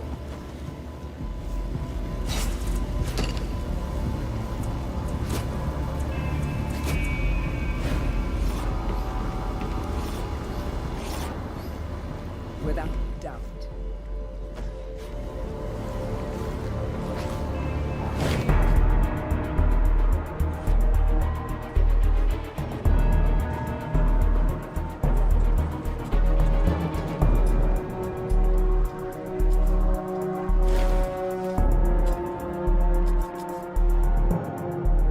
As you step onto what looks like the mech of the enormous construct, 4 strangers approach you. In the lead is a wiry man with parallel scars running from cheek to collarbone on the left side of his face. He gives you a welcoming smile, pulling on gray gloves embedded with pulsing lights. He's about to say something when he notices Calistage. Cal, I thought you'd sworn off trawling the reef. Found anything tasty? His eyes travel up and down both you and Aligarn. Odds and ends, Coral? Nothing that would interest you, I'm sure. Words calm, but she has gone quite still.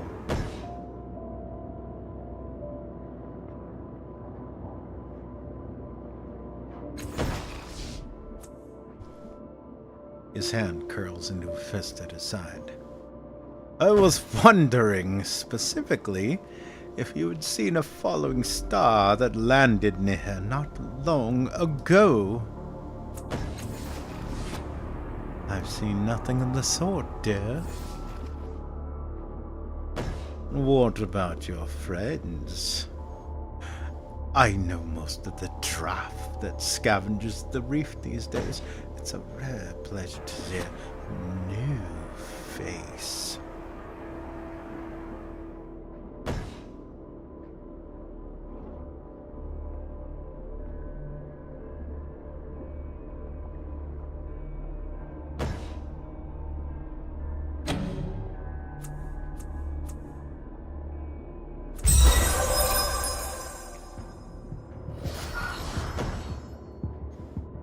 I'll be honest with you. I saw the star, but I don't know where it landed. Coral studies you for a long moment before sighing. All right. Well, do let us know if you spot anything of interest. I'd like to say we'd pay for the privilege, but if we were rich, we wouldn't be down here, would we?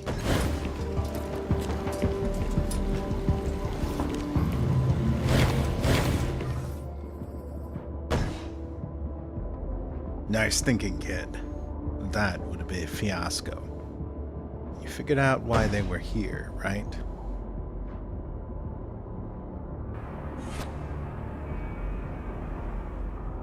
They saw me fall from the sky and came to investigate.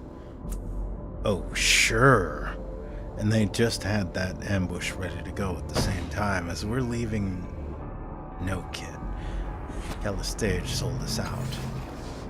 Excuse me, are you suggesting I had something to do with Coral's plans? Are you suggesting you didn't? An old friend of yours just happens to be waiting for us, armed and outnumbering us, and we return from the greatest find the reef has seen in years? It's too convenient for me. Too convenient by far. Of all the idiotic paranoid delusions You really believe this, don't you? You really believe I'd use a half-wit like Koro to stab you in the back rather than do it myself? See, kid. She'll stab you in the back. First chance she gets. Most likely in your sleep. Look, I don't care. Fact is, I can't trust you anymore. And I wonder why I ever did. This is the last we travel together. I've got enough to worry about without having to watch my back 28 hours a day. You coming, kid? Or what?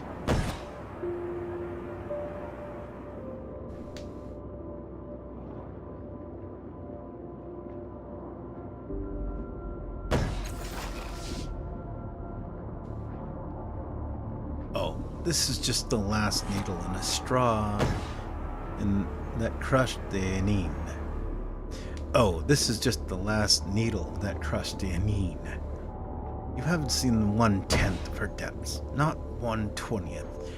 She's a backstabbing bitch, and this mess here only proves it.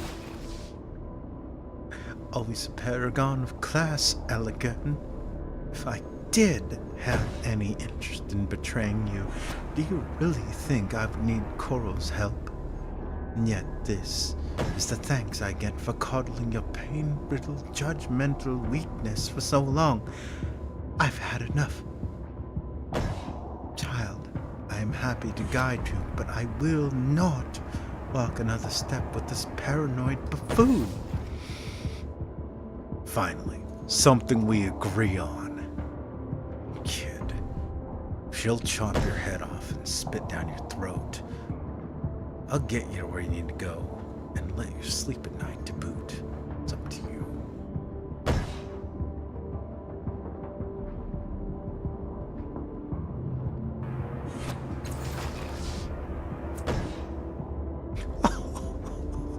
My dear boy, we have been working it out. Alagern's petulance, his obstinacy in the face of fact, drive me away every day.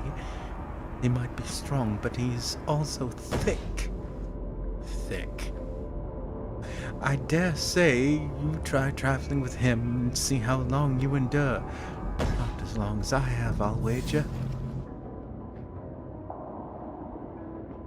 As you're doing me the favor by staying with me, do you think I don't see your true self and all those echoes around you? That's you, Galstage.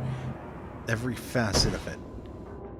Your vivisectionist heart hasn't changed, just the way you present it. I thought I could help you, but...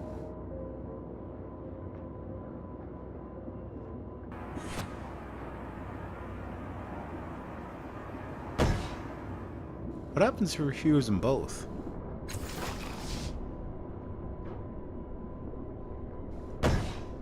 Makes sense. If you change your mind, you can find me in the underbelly. I'll travel around, but I'll keep an ear to the ground for you. On the other hand, if you'd prefer civilized company, you can find me at the Order of Truth. I will be happy to aid your quest, but do not come with Allagan in tow. I will not suffer him again. The feeling's extremely mutual. Farewell, child. Come find me.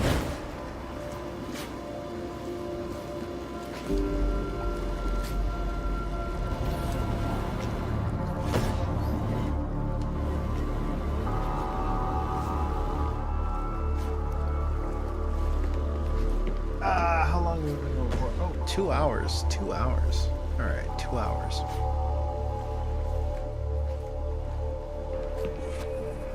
Well, we cleared the intro, so I think what I'm gonna do here is save the game.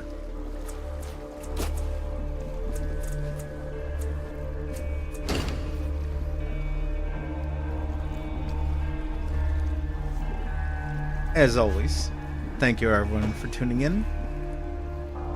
Everyone who checks out the VODs and whatnot later. This is, oh, hello, not Dio.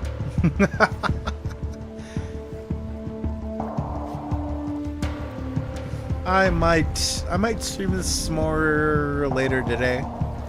We'll see. But for now, I didn't necessarily plan a endurance stream today, but I was tempted to do it. But for now, I think I'm gonna wrap it up. A little tired. Need to go stretch out, pop the old joints, and yeah. I'll see y'all out there and take her easy. Whatever you do.